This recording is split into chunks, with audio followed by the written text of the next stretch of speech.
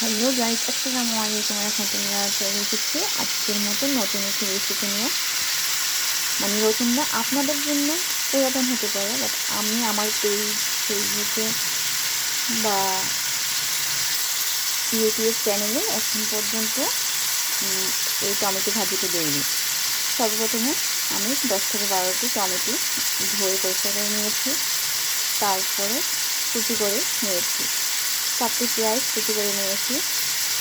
8টি কাঁচামরিচ কুচি করে নিয়েছি। 2 টেবিল চামচ রসুন।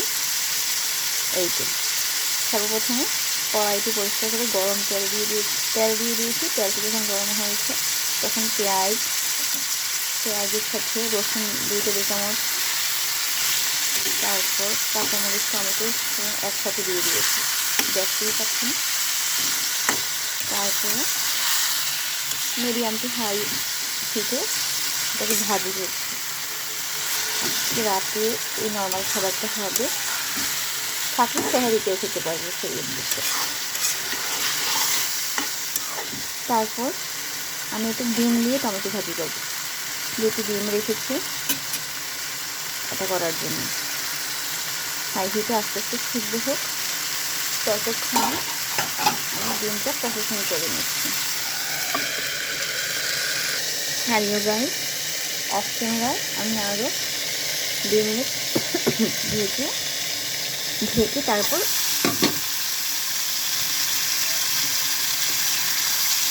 ভাজি করছি।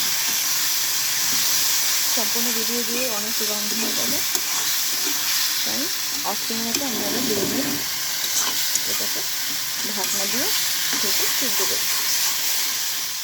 একদম ঘেটা হয়ে যাবে। ওঠানোর আগে আমি ডিম 2টি ভেঙে আপনারা একটি সাথে রেখে দিতে পারেন, অথবা ডিম ছাড়া এভাবেও খেতে পারেন। অনেক টেস্টি হবে। শেষ পর্যন্ত ভিডিওটির পাশে থাকুন। এইখানে 2টি ডিম নিয়েছি। ডিম 2টি এখন ফেটবো।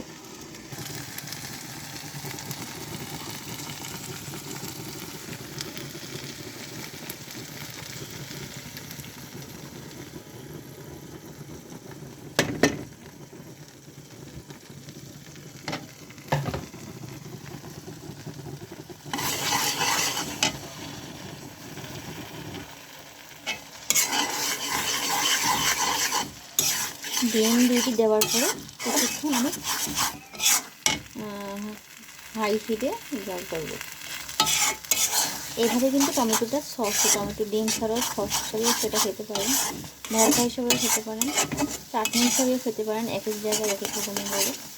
এখন ডিম দিয়ে সেটা আবার যখন ফেটিয়ে রান্না করছি তখন সেটা টেস্ট দ্বিগুণ হয়ে যাচ্ছে। বলে না, যত জোর তত মিষ্টি। কম করেও খাওয়া যায় কম মিষ্টি, বেশি করে খাওয়া যায় বেশি মিষ্টি। রান্না হচ্ছে একটা আর্ট, একটা সাজানোর মতো। বউকে যত সুন্দরভাবে সাজানো যায় ততই যেমন সুন্দর হয়, রান্নাকে যদি সুন্দরভাবে করা হয় ততই রান্না সুস্বাদু হয়।